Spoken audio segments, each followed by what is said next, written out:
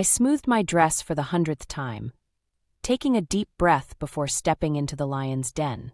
The chatter from the dining room drifted down the hallway, a cacophony of laughter and clinking glasses that set my nerves on edge. "You can do this, Clara," I whispered to myself, squaring my shoulders. "It's just another family dinner." But who was I kidding? With Kate, my mother-in-law, nothing was ever just anything. Every gathering was an opportunity for her to remind me how I didn't measure up to her lofty standards. As I entered the room, conversations hushed and all eyes turned to me. I plastered on a smile, searching for my husband Daniel's reassuring face in the crowd. "Well, well, look who finally decided to grace us with her presence." Kate's voice cut through the silence, dripping with disdain. "Clara, dear, I was beginning to think you'd gotten lost on your way from the kitchen." I felt my cheeks burn as I took my seat next to Daniel. He squeezed my hand under the table, a silent show of support. "Sorry for the delay," I managed, my voice steadier than I felt. "I wanted to make sure the roast was perfect." Kate's perfectly manicured eyebrow arched. "Oh, and here I thought we'd be having takeout again. How quaint."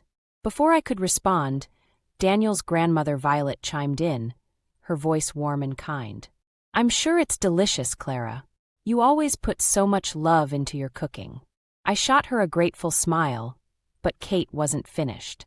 "Speaking of love," she said, turning to address the table at large, "did I tell you all about the charity gala I'm organizing? It's going to be the event of the season." As Kate launched into a detailed description of her plans, I tried to make myself as small as possible. But of course, she couldn't let me off that easily. "Clara," she said suddenly, fixing me with her piercing gaze, "I don't suppose you'd be interested in helping?" "Oh, but I forgot. You're not really comfortable in those circles, are you?" The table fell silent, the tension palpable. I could feel Daniel stiffen beside me, ready to jump to my defense. But something in me snapped. I was tired of being Kate's punching bag. "Actually, Kate," I said, my voice surprisingly steady, "I'd love to help. What did you have in mind?" For a moment, Kate looked taken aback. Then her eyes narrowed. "Well, if you insist, perhaps you could help with the catering." The implication was clear. I wasn't good enough for anything else. But I refused to back down. "I was thinking more along the lines of event planning," I countered. "I did organize several successful fundraisers for my college, after all." Kate's smile turned brittle. "Did you now? How interesting. I had no idea your little community college even had fundraisers." "Mom," Daniel warned, but I placed a hand on his arm. "It's all right, Daniel," I said, not breaking eye contact with Kate. "I'm sure your mother didn't mean to imply that my education was somehow inferior. After all, we can't all attend Ivy League schools, can we?" The room fell silent, the air thick with tension. Kate's face flushed red, her mouth opening and closing like a fish out of water. Violet's laughter broke the silence. "Oh, I like you, Clara," she said, her eyes twinkling. "It's about time someone stood up to our Kate." As the conversation slowly resumed around us, I caught Daniel's proud smile. For the first time since I'd married into this family, I felt like I belonged. And I knew this was just the beginning of my journey to find my voice and stand up for myself. Little did I know the real battle was yet to come. The morning after the disastrous family dinner, I woke up determined to prove Kate wrong. I may not have her wealth or connections, but I had something she'd never understand: genuine passion and a strong work ethic. I threw myself into my daily routine with renewed vigor. As I kneaded dough for fresh bread, I couldn't help but smile, remembering Kate's shocked face when I stood up to her. The memory gave me strength, but I knew the battle was far from over. The phone rang, interrupting my thoughts. I wiped my hands on my apron and answered, my heart sinking when I heard Kate's voice. "Clara, darling," she cooed, her tone sickeningly sweet. "I've been thinking about our little chat last night. You seemed so eager to help with the gala. I've decided to give you a chance." I held my breath, waiting for the other shoe to drop. "I need you to organize the flower arrangements," Kate continued. "Nothing too extravagant, of course. We wouldn't want to overwhelm you." I bit back a retort. That sounds lovely, Kate. I'd be happy to help. Wonderful, she replied, her voice dripping with false enthusiasm. Oh, and Clara? Do try to keep it within budget. We can't all afford to throw money around like you did with that quaint little wedding of yours. The line went dead before I could respond. I gripped the counter, my knuckles turning white. How dare she bring up our wedding? Daniel and I had saved for years to have the celebration we wanted, without a penny from his family. Determined not to let Kate get to me, I threw myself into research. By the time Daniel came home from work, our dining room table was covered in flower catalogs and sketches. Wow, he said, surveying the chaos. What's all this? I explained Kate's generous offer, watching Daniel's face darken. Clara, you don't have to do this, he said, pulling me into a hug. My mother's just trying to set you up to fail. I pulled back, meeting his eyes. I know, but I'm not going to give her the satisfaction. I'm going to create the most beautiful flower arrangements she's ever seen, and I'm going to do it under budget. Daniel smiled, pride shining in his eyes. That's my girl. How can I help? For the next week, we worked tirelessly. I called in favors from old college friends, negotiated with local florists, and even convinced a nearby botanical garden to lend us some rare specimens. It was exhausting but exhilarating. The day before the gala, I was putting the finishing touches on a centerpiece when the doorbell rang. I opened it to find Violet standing there, a knowing smile on her face. I thought you might need some help, dear, she said, holding up a basket of stunning orchids. These are from my personal greenhouse. I think they'll add just the right touch, don't you? Tears pricked my eyes as I hugged her. Thank you, Violet. You have no idea how much this means to me. As we worked, Violet regaled me with stories of her own clashes with Kate over the years. That woman has always been more concerned with appearances than substance, she said, shaking her head. But you, Clara, you've got both, and that terrifies her. The next morning, Daniel and I arrived at the gala venue early to set up. My heart was pounding as I arranged each centerpiece, second-guessing every decision. When Kate swept in, her eyes widened as she took in the displays. For a moment, I saw a flicker of admiration in her eyes before her mask of indifference slipped back into place. Well, she said, her voice tight, I suppose this will do. Though I'm not sure about those orchids. They seem a bit ostentatious, don't you think? I opened my mouth to defend my choices, but Violet's voice rang out behind me. Oh, Kate, she said, her tone deceptively light. Don't you recognize those orchids? They're from my greenhouse. The same ones you've been trying to get your hands on for years. Kate's face flushed, and I saw a crack in her perfect facade. For the first time, I realized that maybe, just maybe, I had more power in this family than I'd ever imagined. As guests began to arrive, praising the floral arrangements, I stood tall, ready to face whatever challenge Kate threw at me next. This was just the beginning, and I was finally blooming. The success of the gala's flower arrangements had given me a newfound confidence, but I knew better than to let my guard down around Kate. As I pulled into Violet's driveway for our weekly tea, I couldn't shake the feeling that something was about to change. Violet greeted me with her usual warmth, ushering me into her cozy living room. The air was thick with the scent of freshly baked scones and Earl Grey tea. Clara, dear, Violet said, settling into her favorite armchair. I'm so proud of how you handled the gala. You showed real grace under pressure. I felt a flush of pride. Thank you, Violet. I couldn't have done it without your help. Violet waved her hand dismissively. Nonsense. You did all the hard work. I just provided a few flowers and moral support. As we sipped our tea, Violet's expression grew serious. Clara, there's something I need to tell you. It's about Kate. My stomach clenched. What is it? Violet took a deep breath. Kate wasn't always like this, you know. She used to be different. Kinda. But something happened years ago that changed her. I leaned forward, intrigued. What happened? It was before Daniel was born, Violet began. Kate was engaged to a man from a wealthy family. Everyone thought it was the perfect match. But a week before the wedding, He left her for her best friend. I gasped. That's terrible. Violet nodded. It broke her heart. But more than that, it humiliated her. She became obsessed with appearances, with proving her worth through material things and social status. As Violet's words sank in, I felt a mix of emotions. Pity for the young Kate who had been so hurt, but also anger at the woman she had become, the woman who seemed determined to make my life miserable. Why are you telling me this now? I asked. Violet reached out and took my hand. Because I think you might be the key to helping Kate heal. You remind her of herself before all this happened. Strong, genuine, unafraid to stand up for what you believe in. And that scares her. I shook my head. Violet, I don't think dash. But before I could finish, the front door burst open. Kate stormed in, her face flushed with anger. Mother, she snapped. What do you think you're doing? Violet stood, her voice calm but firm. Kate, we were just having tea.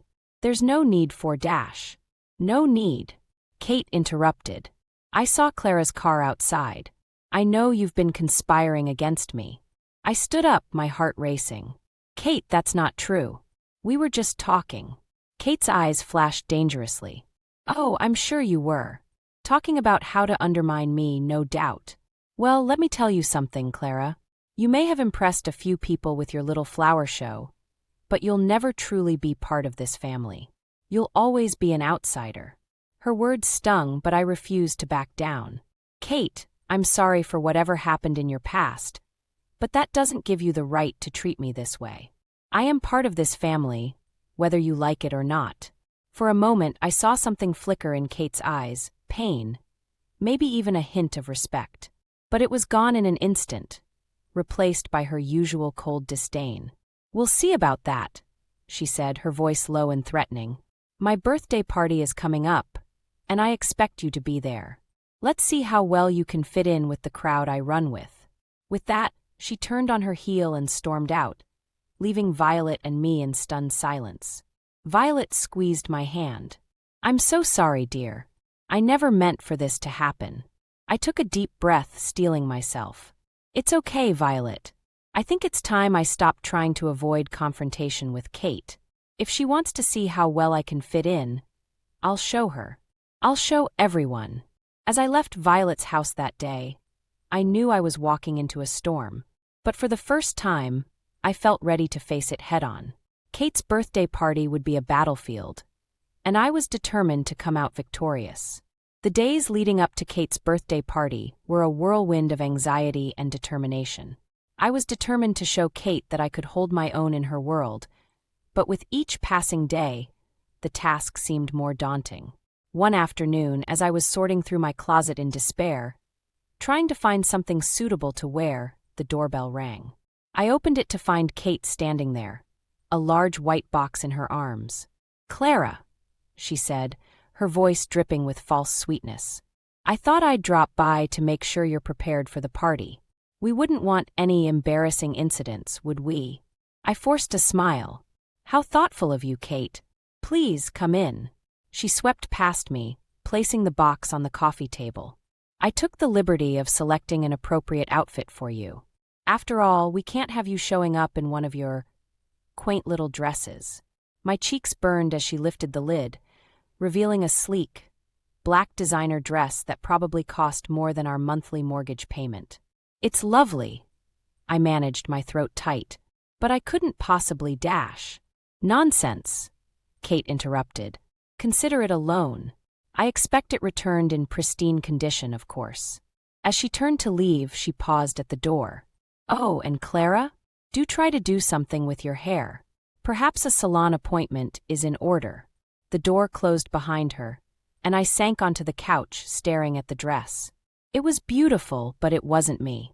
Wearing it felt like admitting defeat, like acknowledging that I wasn't good enough as I was. That evening, I confided in Daniel about Kate's gift. You don't have to wear it if you don't want to, he said, pulling me close. My mother has no right to dictate how you dress.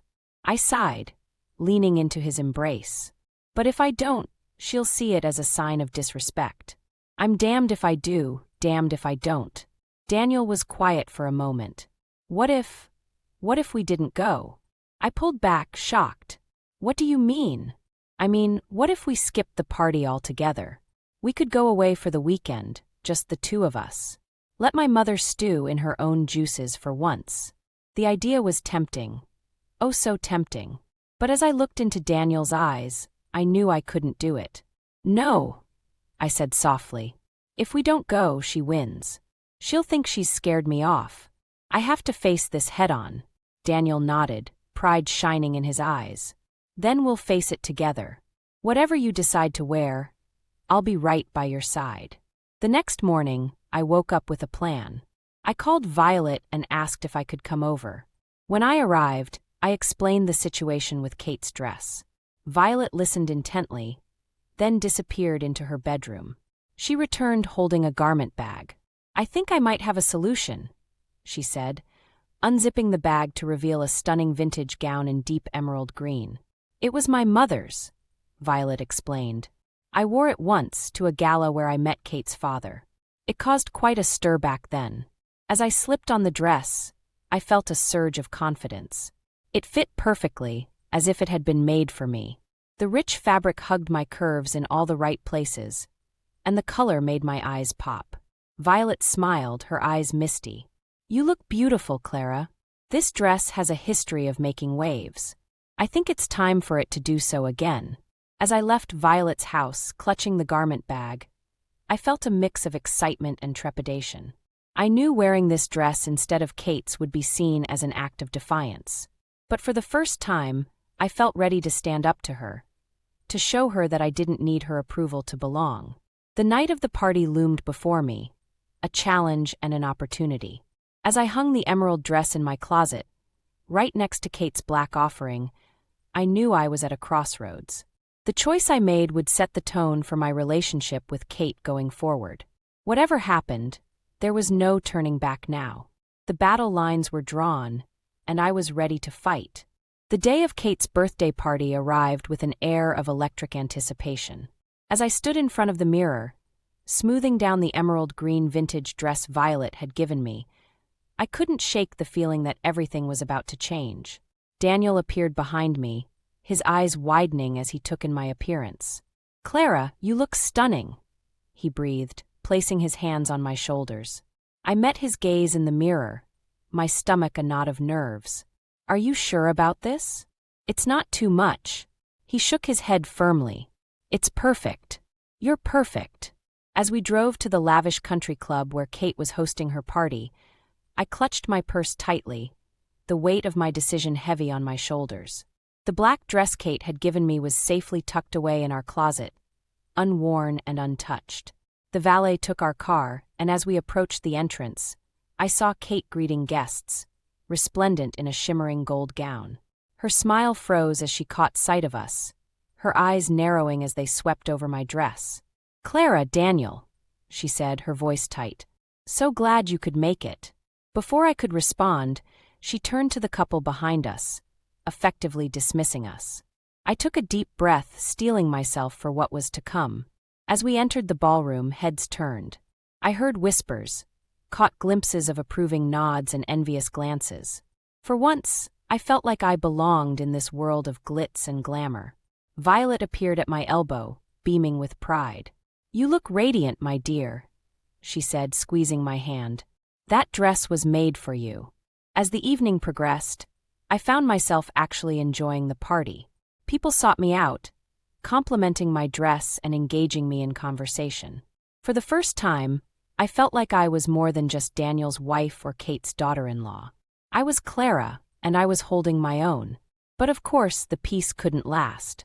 As I was chatting with a group of women, I felt a presence behind me. "Clara." Kate's voice cut through the conversation like a knife. "A word, please." She led me to a quiet corner, her face a mask of barely contained fury. "What do you think you're doing?" she hissed. I straightened my spine, meeting her gaze. "I'm attending your birthday party, Kate, just as you asked." "In that?" She gestured at my dress. "Where's the dress I gave you?" "At home," I replied calmly. "This dress has special meaning. It belonged to Violet's mother." Kate's eyes flashed dangerously. So this is how you repay my generosity? By embarrassing me in front of my friends. I felt a surge of anger. Embarrassing you? How? By looking nice? By fitting in with your crowd? By trying to outshine me at my own party? Kate snapped. Suddenly, everything clicked into place. This wasn't about the dress at all. It was about Kate's fear of being overshadowed, of losing control. Kate, I said softly, I'm not trying to outshine anyone. I'm just trying to be myself. For a moment, I saw something flicker in her eyes. A hint of vulnerability, maybe even understanding. But then it was gone, replaced by her usual cold disdain. Well, she said, her voice dripping with venom, yourself clearly doesn't belong here. Perhaps it's time you left. I felt as if I'd been slapped. Despite everything, a part of me had hoped that tonight might be a turning point in our relationship. But now I realized that hope had been in vain. As Kate turned to walk away, I made a split-second decision. I reached out and grabbed her arm, forcing her to face me. No, I said, my voice steady and clear. I'm not leaving. This is my family too, Kate, whether you like it or not. And it's time you accepted that. Kate's eyes widened in shock, and for a moment we stood there, locked in a silent battle of wills. The entire party seemed to fade away, leaving just the two of us in this pivotal moment. I knew that whatever happened next would change everything. But for the first time since I'd married into this family, I felt ready to face whatever came my way. The old Clara might have backed down, but not anymore. This was my stand, and I was going to see it through to the end. The tension between Kate and me hung in the air like a storm about to break. We stood there, locked in a silent battle of wills, neither of us willing to back down. The chatter of the party faded into the background, and I could hear my heart pounding in my ears. Suddenly, Kate's face transformed into a mask of saccharine sweetness. "Oh, Clara," she said loudly, drawing the attention of nearby guests. "I'm so glad you decided to wear something special for my birthday. It's so quaint, isn't it, everyone?" I felt the heat rise in my cheeks as heads turned our way. Kate continued, her voice dripping with false concern. "I do hope you didn't spend too much on it. I know how tight things must be for you and Daniel." Before I could respond, I felt a hand on my arm. It was Violet, her eyes blazing with a fierce protectiveness I'd never seen before. "Actually, Kate," Violet said, her voice carrying across the now-silent room, "this dress is from my personal collection. It's a family heirloom, worth more than you could imagine." Kate's smile faltered for a moment, but she quickly recovered. "Oh, Mother, how generous of you to lend Clara something so precious. I do hope she's careful with it. We wouldn't want any accidents." As if on cue, a waiter carrying a tray of red wine stumbled nearby. I watched in horror as Kate's hand shot out, seemingly to steady him, but instead nudged the tray just enough to send a glass of wine flying directly at me. Time seemed to slow down. I saw the dark liquid arcing through the air, heading straight for my chest. In that split second, I knew I had a choice. I could dodge, saving the dress but likely causing a scene, or I could stand my ground and face whatever came next. I chose to stand. The wine hit me square in the chest, the cold liquid seeping through the delicate fabric. A collective gasp went up from the crowd, and I heard Kate's mock horrified, "Oh, how clumsy! Clara, dear, you must be mortified." But as I looked down at the spreading stain, something inside me snapped. I was done being Kate's punching bag, done trying to fit into a world that didn't want me. I looked up, meeting Kate's triumphant gaze with a steel of my own. "You know what, Kate?" I said, my voice steady and clear. "I'm not mortified at all. This dress has survived far worse than a little wine. Just like I've survived far worse than your petty attempts to humiliate me." Kate's eyes widened in shock, and I pressed on, emboldened by the stunned silence around us. "I may not have your money or your social status, but I have something you seem to have forgotten: integrity. And no amount of designer dresses or fancy parties can replace that." I turned to address the crowd, my heart pounding but my voice strong. "I'm sorry if I've disrupted your evening. That was never my intention. I came here tonight hoping to be accepted, to find a place in this family. But I realize now that I don't need anyone's acceptance but my own. With that, I turned on my heel and walked towards the exit, head held high despite the wine dripping from my dress. I could hear the murmurs of the crowd, the shocked whispers, but I didn't look back. As I reached the door, I felt a hand on my arm. It was Daniel, his eyes shining with pride and love. "Clara," he said softly. "That was incredible. Are you okay?" I took a deep breath, surprised to find that I was. For the first time in years, I felt truly, completely okay. "I am," I said, squeezing his hand. "Let's go home." But as we turned to leave, we heard a commotion behind us. Violet's voice rang out, clear and commanding. "Not so fast, you two. This party isn't over yet. In fact, I think it's just getting interesting." We turned back, and I saw Violet standing in the center of the room, holding something in her hands. The look on her face told me that the real showdown was yet to come. I turned back, my heart pounding, to see Violet standing in the center of the room. In her hands, she held a small, ornate box. The entire party had fallen silent, all eyes fixed on the elderly woman who suddenly seemed to radiate an aura of authority. "Kate," Violet said, her voice ringing clear through the hushed room, "I think it's time we had a little chat about family history." Kate's face paled, and I saw a flicker of fear in her eyes. "Mother, this isn't the time or place dash." "Oh, I think it's exactly the time and place," Violet interrupted, her tone brooking no argument. She turned to address the crowd. "You see, everyone, this dress that Clara is wearing isn't just any old hand-me-down. It's a piece of our family's legacy, one that Kate seems to have forgotten." I stood rooted to the spot, the wine on my dress forgotten as Violet opened the box. She pulled out a yellowed photograph and held it up for all to see. "This," she said, "is a picture of my mother wearing this very dress at her engagement party. And do you know who that young man beside her is?" Violet's eyes locked with Kate's. "It's your grandfather, Kate, the man who built this family's fortune from nothing." A murmur rippled through the crowd. I saw recognition dawn on some faces, confusion on others. Kate stood rigid, her face a mask of barely contained panic. Violet continued, her voice growing stronger. "This dress represents everything our family once stood for: hard work, integrity, and the belief that true worth comes from within, not from designer labels or social status." She turned to me, her eyes softening. "Clara, my dear, when I gave you this dress, I knew you were the right person to carry on its legacy. You embody everything that made our family great, everything that some of us seem to have forgotten." I felt tears prick my eyes as Violet's words sank in. All this time, I'd been trying to fit into Kate's world, when in reality, I'd been upholding the true values of the family all along. Kate, however, wasn't going down without a fight. She stepped forward, her voice shrill. "This is ridiculous. A dusty old dress and a photograph don't change anything. Clara will never truly be one of us." The room fell silent, the tension palpable. I felt Daniel's hand tighten on mine, but before he could speak, I found my voice. "You're right, Kate," I said, my voice steady despite the trembling in my hands. "I'll never be one of you, and I'm thankful for that." I stepped forward, facing Kate head-on.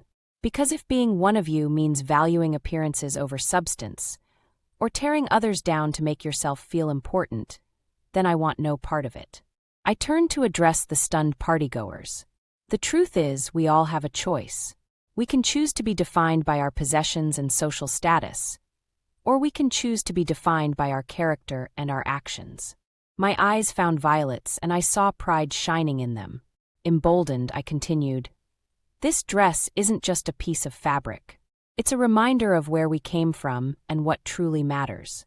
And no amount of wine can stain that legacy." The room erupted in applause, catching me off guard.